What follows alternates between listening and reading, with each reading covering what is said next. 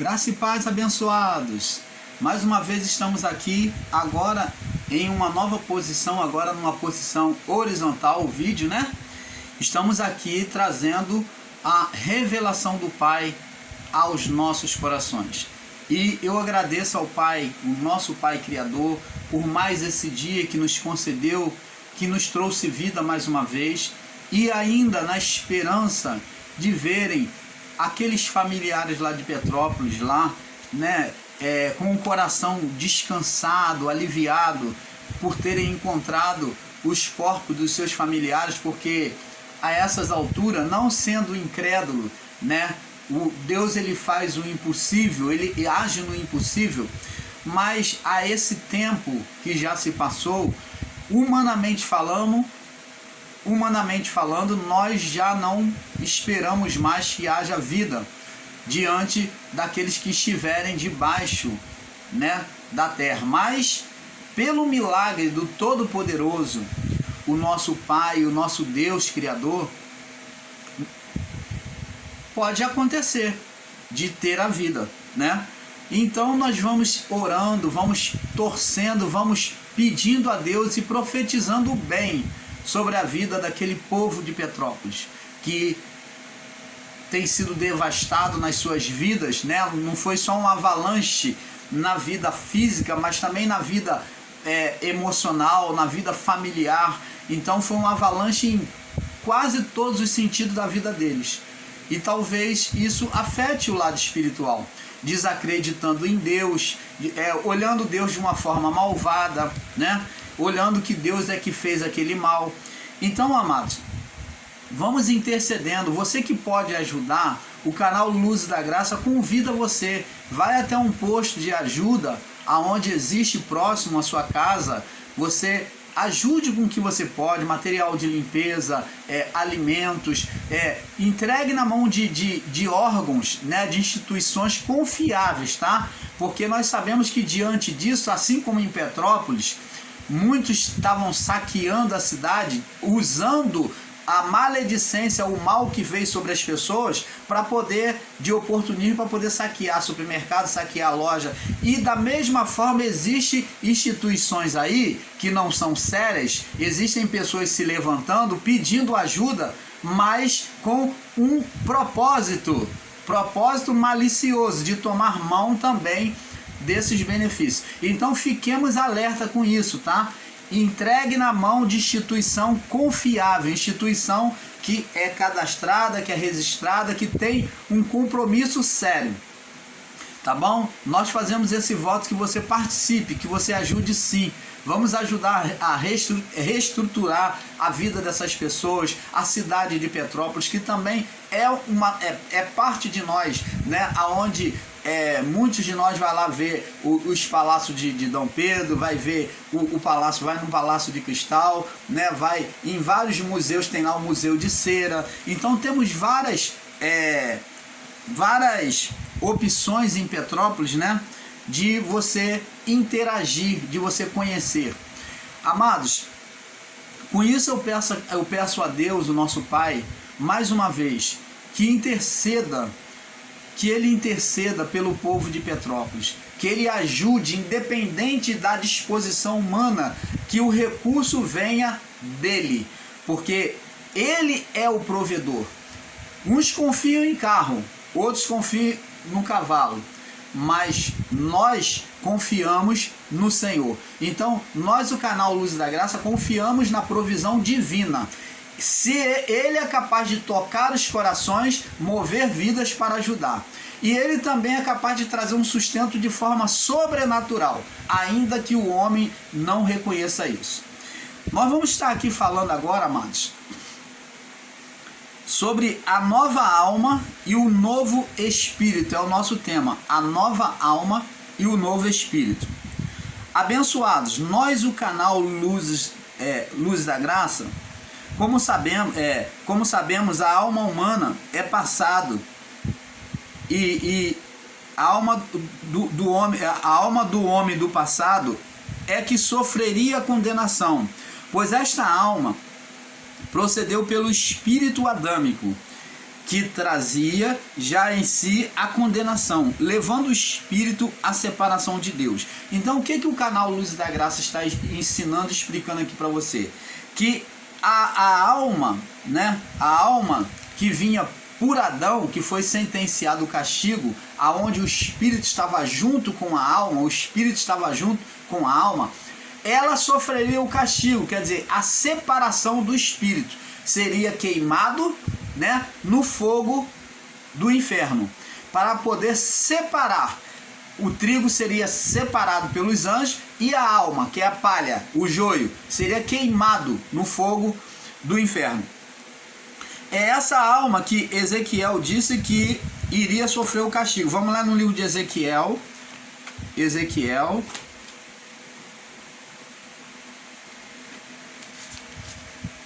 No capítulo 18. Ezequiel 18. Ezequiel 18. No verso 20, do verso 20 ao 32. Diz assim.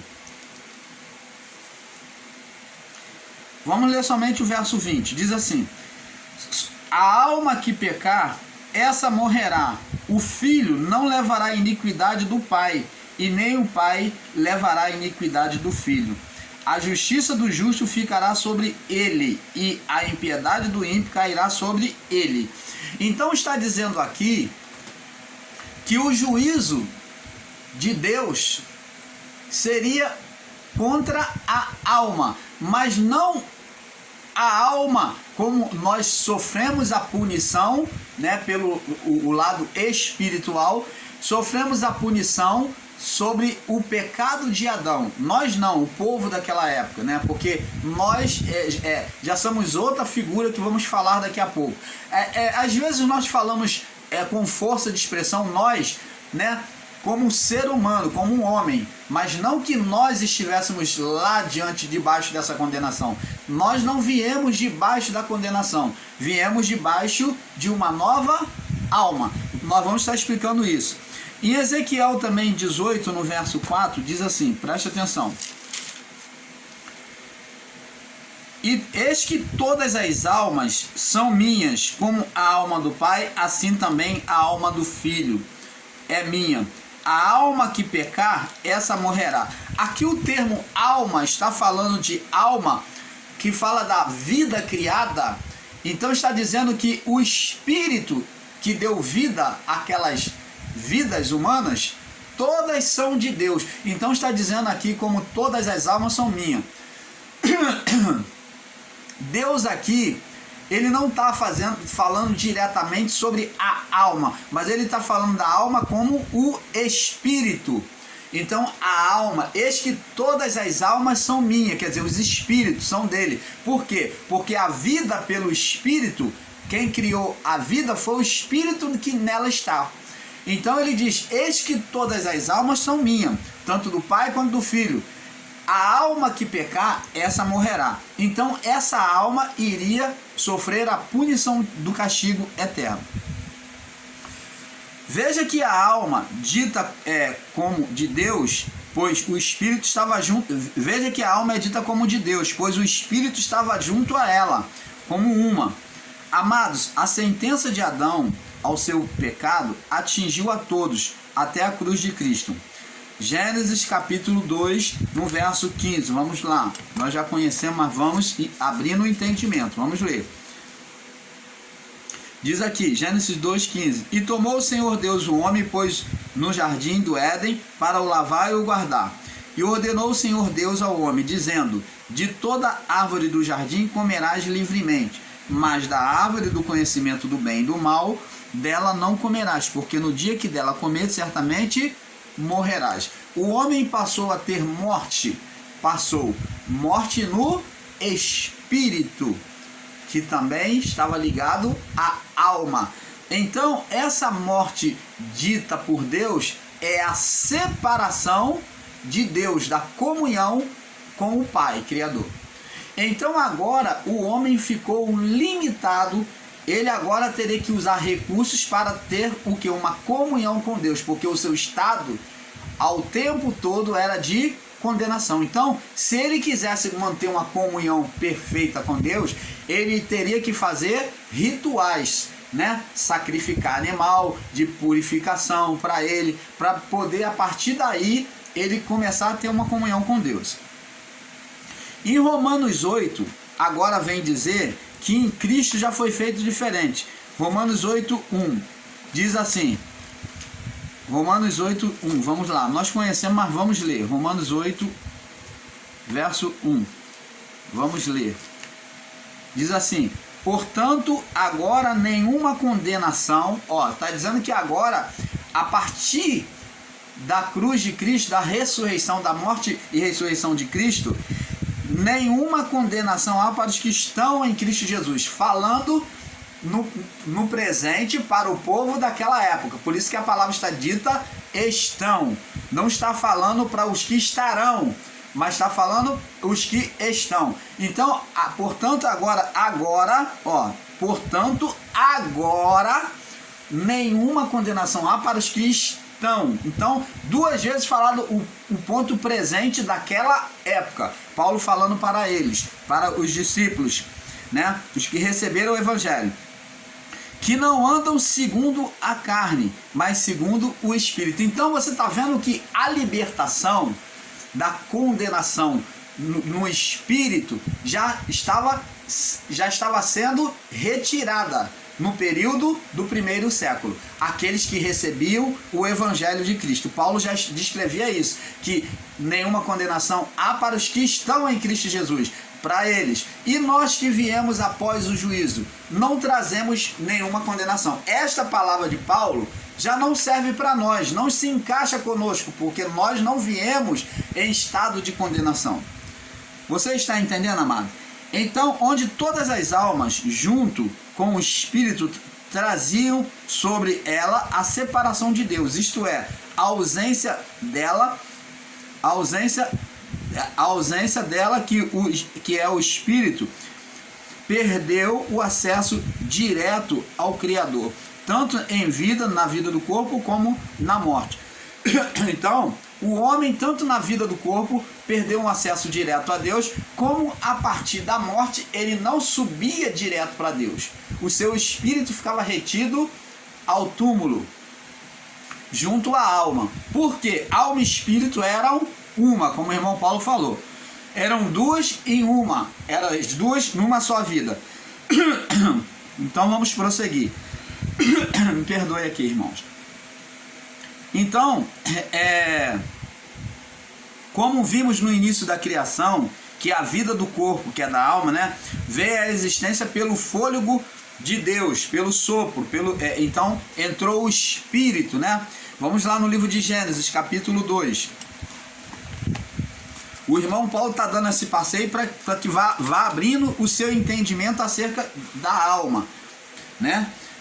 Da nova alma. Então vamos lá, Gênesis 2:7 diz assim: e formou o Senhor Deus o homem do pó da terra, e soprou em suas narinas o fôlego da vida, e o homem foi feito alma vivente. Então o homem foi feito alma vivente. Deus soprou, quando Deus soprou, ele soprou de si. Ele soprou de si. É isso que muitos irmãos em graça não entendem e fica tentando refutar os ensinos quando nós dizemos e ensinamos que o Espírito foi soprado.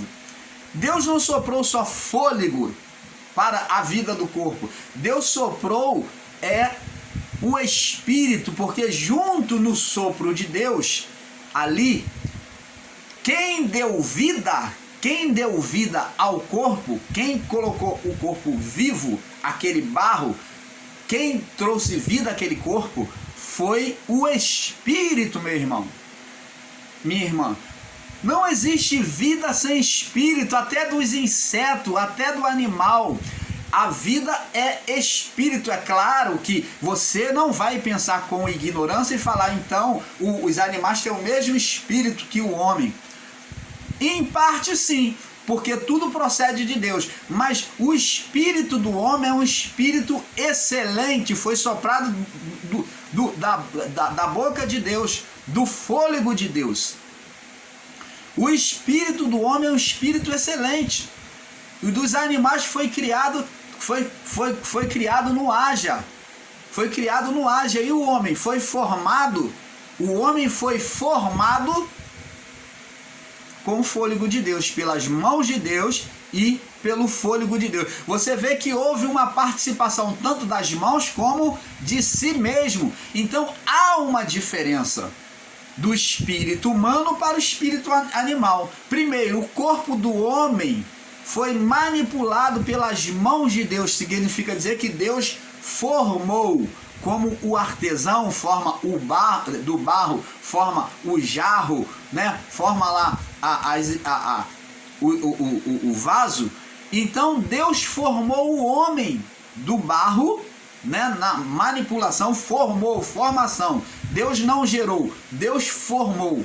Então Deus formou o homem do pó da terra, as mãos, né? Manipulando pelas mãos, o homem foi formado. Olha a diferença da criação dos animais, que foi no haja isto, haja aquilo. E o Espírito de Deus criava. Esse mesmo Espírito que é de Deus, estando em Deus, quando Deus formou e soprou, o homem recebeu em poder, em plenitude, muito mais do que a vida animal, meu irmão, minha irmã. Nós somos muito mais plenos de espírito do que os animais. Você está entendendo, amado? Nós somos muito mais plenos, não se pode comparar o espírito animal. O espírito animal diante do espírito do homem é uma fagulha, independente do tamanho do animal e da força que ele tem, mas o espírito do homem é pleno, porque veio da boca de Deus, do fôlego divino foi soprado. E foi esse espírito que deu vida ao corpo, ao qual se chamou alma vivente. Os animais também foi chamado de alma vivente. Por quê? Foi criado do mesmo espírito, só que no haja. E existem irmãos, na sua ignorância de entendimento, que não são capazes de entender isso e ensinam de forma radicalizada, dizendo que o homem não tinha espírito. Ora, abençoado, não existe nenhuma vida sem espírito. A palavra de Deus diz que tira-lhes o espírito e o corpo morre. E o corpo volta ao pó. A palavra diz, tira-lhe o espírito. Quem tira? Deus. Se ele tirar o espírito do homem, o corpo volta ao pó. Como que o homem foi criado sem o espírito? Como que os animais foram criados sem o espírito? O que existe de vida nos animais, quem deu foi pelo Espírito de Deus. Aquela vida é uma vida animal, mas quem acende a vida, quem sustenta aquela vida, é Espírito de Deus. Você está entendendo, amado? Agora vamos entender melhor sobre a alma e o espírito humano, pois vemos com entendimento que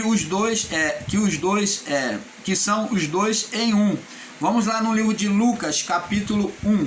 Vamos ver aqui em Lucas, para ter um entendimento ainda melhor.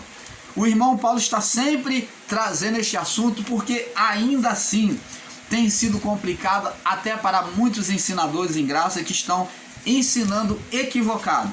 E o irmão Paulo busca ajudar no entendimento.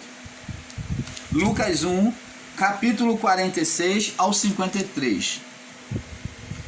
46 ao 56. Diz aqui: E disse então Maria: a minha alma. Olha o que Maria disse na sua gravidez. Vamos ler aqui do 45 em diante. Vamos lá. Bem-aventurada a que creu, pois hão de cumprir-se as coisas da parte do Senhor. E do Senhor lhe foram, que da parte do Senhor lhe foram ditas. Então disse Maria: a minha alma, a minha vida no corpo, a minha vida no corpo engrandece ao Senhor. Vamos entendendo. A minha vida no corpo, que é a minha alma, ela está engrandecendo ao Senhor, ela engrandece, ela louva ao Senhor, ela reconhece ao Senhor, né? Ela exalta ao Senhor. Diz aqui, e o meu espírito, verso 47, e o meu espírito, vê que estão separados, e o meu espírito, espírito humano com letra minúscula, se alegra. O meu espírito, ele tem alegria, ele sente, eu sinto força no meu espírito em Deus, meu Salvador. Então ela disse que sentia alegria. O que é alegria? A palavra de Deus diz que a alegria do Senhor é a nossa força. Então ela sentiu um vigor. O meu espírito recebe vigor, recebe força em Deus, meu Salvador, de Deus, meu Salvador. Então, alma e espírito que eram juntas, a alma expressava a manifestação do espírito, as emoções do espírito. A alma manifestava as emoções do espírito. Assim é a alma. Se não há vida no espírito, a alma vai ficar morta. Não existe alma. Vai existir um corpo morto. Se não há vigor no espírito, mas há um espírito abatido, né? Como o salmista Davi diz, por que te abates, ó minha alma? Por quê? Porque o espírito estava distante do Criador. O espírito não estava sentindo a presença do Criador. Então, um espírito longe da comunhão com Deus, sem sentir a manifestação de Deus, o vigor, sem receber o vigor de Deus, esse espírito é um espírito abatido. E logo, a manifestação da alma expressará o quê? Tristeza. Diferente disso, Maria diz aqui, ó, a minha alma engrandece ao Senhor. A alma dela estava alegre, louvando ao Senhor. E o meu espírito se alegra, o meu espírito se recebe vigor, força em Deus, meu Salvador. Você está vendo que a manifestação da alma foi em conjunta com o espírito? O espírito recebeu vigor, força, e então a alma se alegrou. A manifestação das emoções do espírito foram refletidas, foram manifestas sobre a vida do corpo, a alma. Você está entendendo, amado? É isso que temos que ter entendimento. Então entendemos que a vida do corpo, que a vida do corpo de Maria estava louvando a Deus com alegria, pois esta alegria estava vindo do espírito revigorado. Mas as almas de Adão até o juízo sofreria a ira de Deus, né? As almas de Adão até o juízo sofreria a ira de Deus. Então, quer dizer, elas iriam entrar em juízo. Veja que a alma do Filho de Deus sofreria juízo, principalmente. Vamos lá no livro de Isaías 53, aonde a própria alma de Jesus vai sofrer o juízo. Isaías 53, o qual nós já conhecemos, né? Mas vamos ler para ter um perfeito entendimento da palavra do nosso Pai. Isaías 53, diz aqui, no verso 5, né? Diz aqui: e ele foi ferido, ele foi maltratado, né? Machucado por causa das nossas transgressões. Transgressões é o quê? Pecado. Transgressão à lei de Deus, pecados, né? Iniquidades. E moído por causa das nossas iniquidades. Então ele sofreu o castigo na alma, ó, a alma que é a vida do corpo. Então Jesus sofreu todo aquele castigo, aquelas injustiças no período da Via Crucis. Você vê que na Via Crucis ele já sofre o castigo. Ali mostra a alma em juízo. Ali a alma, já diante de Pilatos, ele foi humilhado, rejeitado pelo próprio povo, né? Maltratado no período da Via Crucis, né? Até chegar ao Gólgota, a ponto de não ter nem mais força de carregar o madeiro, aonde chamaram lá,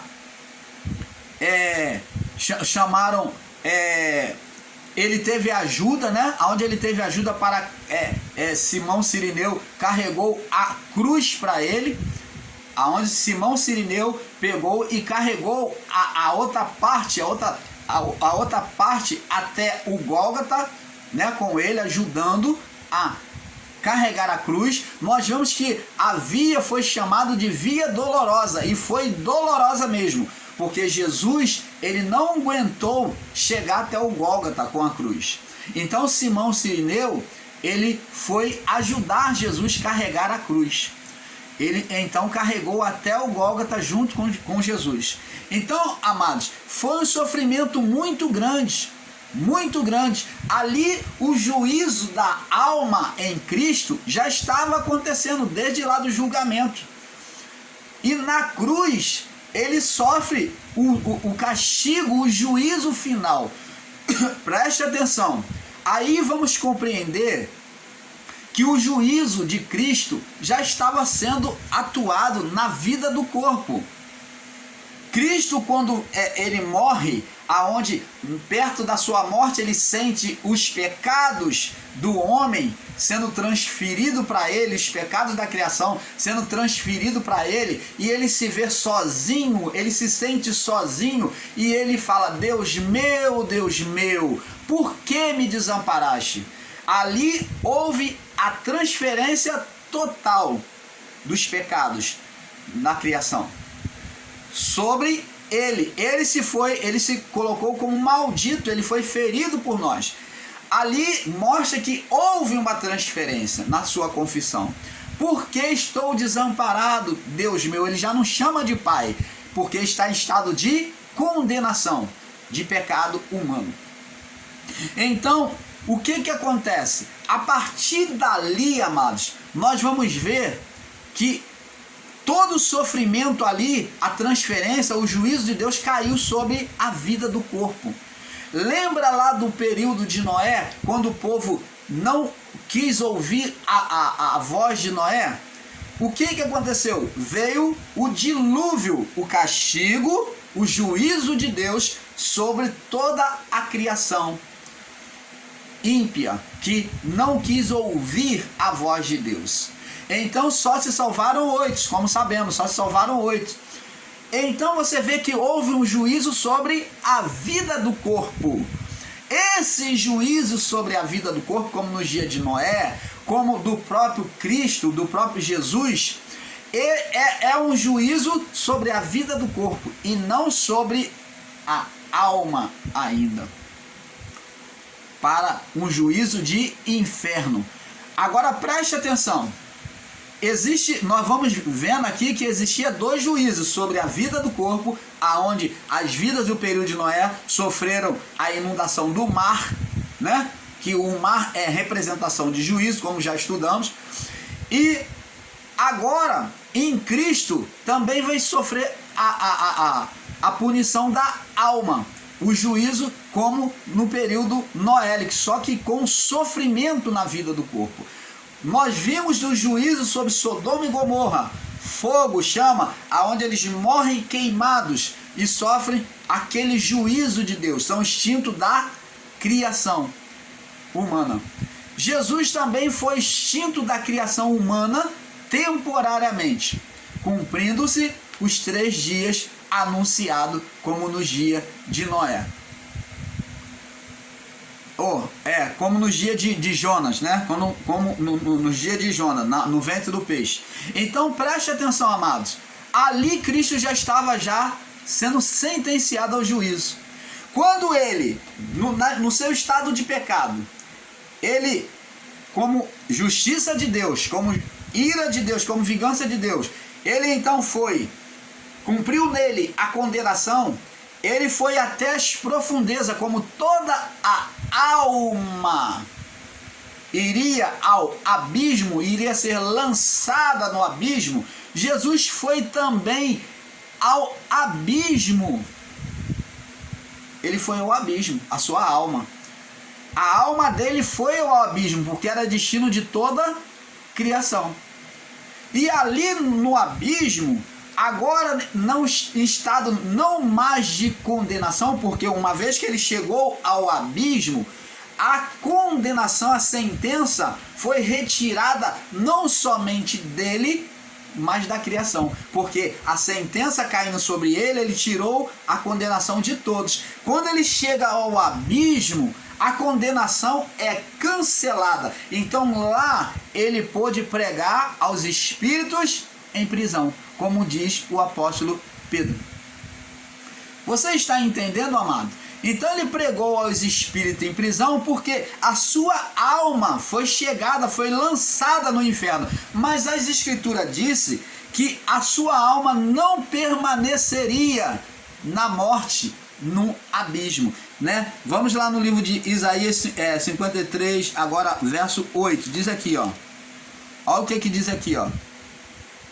53, pula para o verso 8, diz aqui: e da opressão e do juízo foi tirado. Então agora está dizendo que uma vez que ele cumpriu a cruz, a condenação nele, ele lá no abismo, ele foi tirado da opressão, quer dizer, do abismo, aonde a sua alma não mais iria ficar retida no abismo, não podia ficar retida no abismo, porque ele tirou essa condenação, não só de sobre ele, como sobre todos. E diz aqui: da opressão e do juízo, agora ele foi tirado, não tem mais juízo, ele já sofreu o juízo na vida do corpo, foi tirado.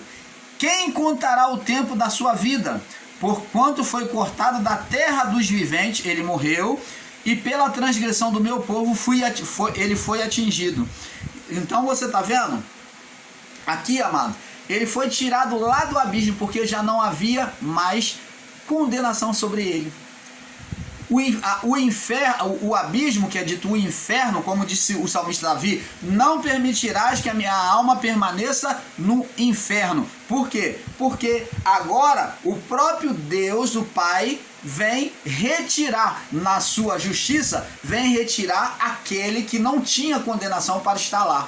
E ele, junto consigo, ele traz os espíritos que estavam em prisão do período de Noé, que morreram afogados.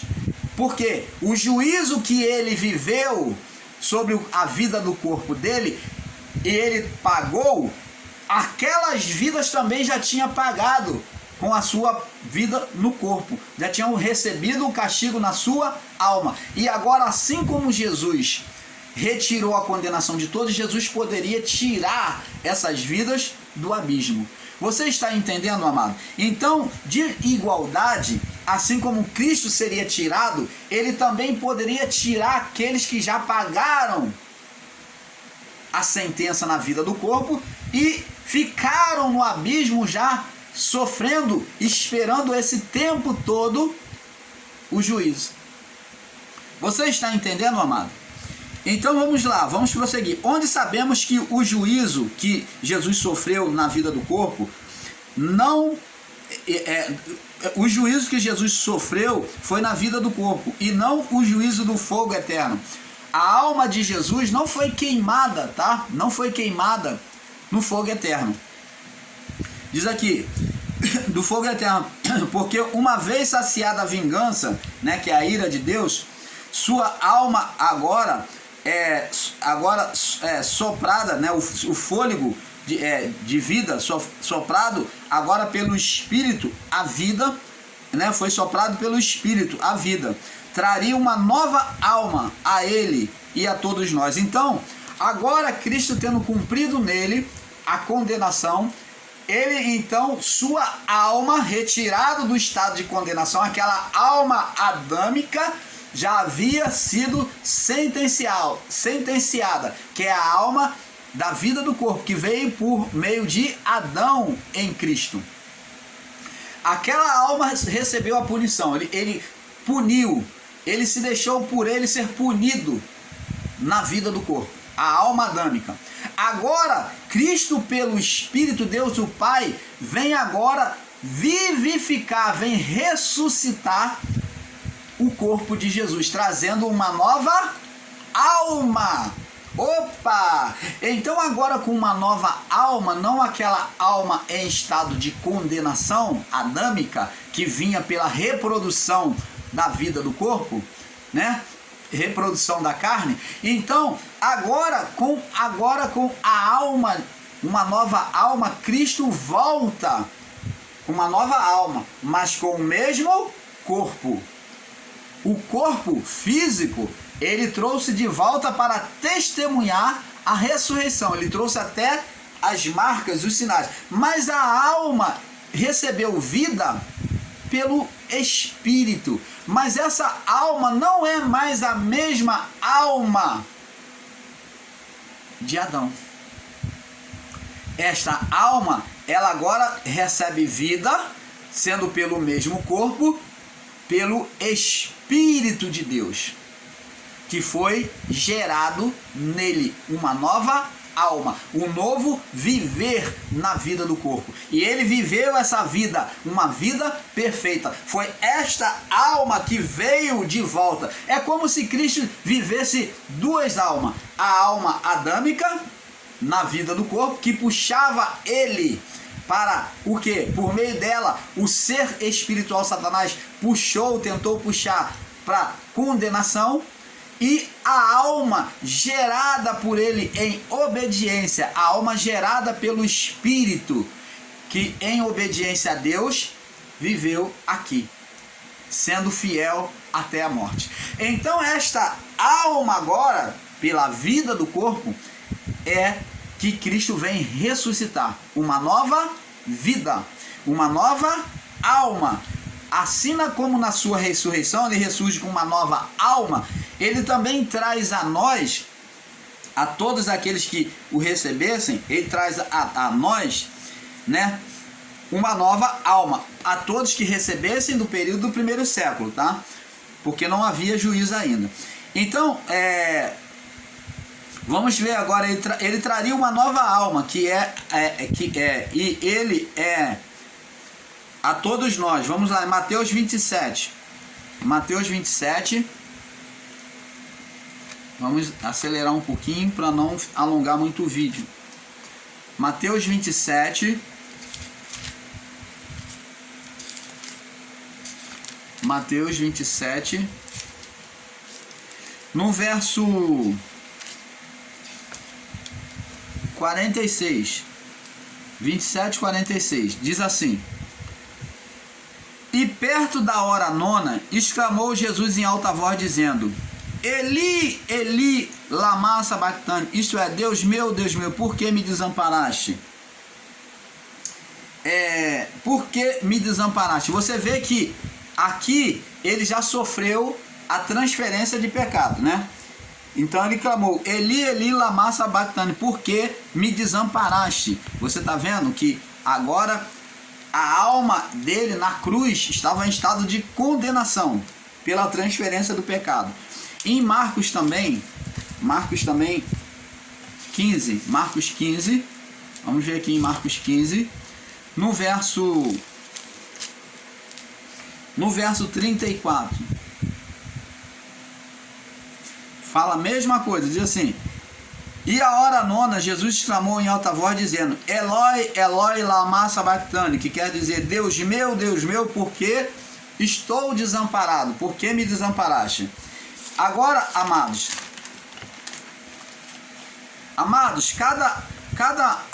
agora veja aqui que em Lucas a prova de que Deus, a prova de que uma força espiritual atuava na mente e no coração do homem antes da cruz. Vamos lá, vamos ver agora a presença de Satanás que dominava as mentes, né? As almas, né? Vamos ver aqui, Lucas capítulo, para nós irmos encerrando, Lucas 23, no verso 34, verso 34 ao 49. Vamos fazer a leitura. Lucas 23, verso 34 ao 49. E dizia Jesus, Pai, perdoa-lhe, porque não sabem o que fazem, e repartindo as suas vestes, lançaram sorte. Então estavam escarnecendo de Jesus, os soldados romanos e aquele povo assistindo, né? Também cooperando com os soldados romanos. E o povo estava olhando, e também os príncipes zombavam dele. E outros zombavam dele, dizendo: aos outros salvou, salva-se a si mesmo, se é que é o Cristo, o escolhido de Deus. E também os soldados o escarneciam, chegando-se a ele e apresentando-lhe vinagre. Olha só o sofrimento, a zombaria de um montão de gente lá embaixo assistindo na cruz, de camarote, o sofrimento de Jesus, escarnecendo dele. E dizendo: se tu és rei dos judeus, verso 37, salva-te a ti mesmo. E também por cima dele estava um título escrito em letras gregas, romanas e hebraica: este é o rei dos judeus. É uma forma de deboche, tá? E um dos malfeitores que estavam pendurados blasfemava dele, dizendo, ainda teve um da cruz que estava blasfemando, dizendo: se tu és o Cristo, salva-te a ti mesmo e a nós. Então ele acompanhou os que falavam lá de baixo. E respondendo, porém, o outro o repreendia, dizendo: tu nem ainda temes a Deus, estando na mesma condenação? Nós, na verdade, com justiça, porque recebemos o que em nossos feitos mereciam, mas este nenhum mal fez.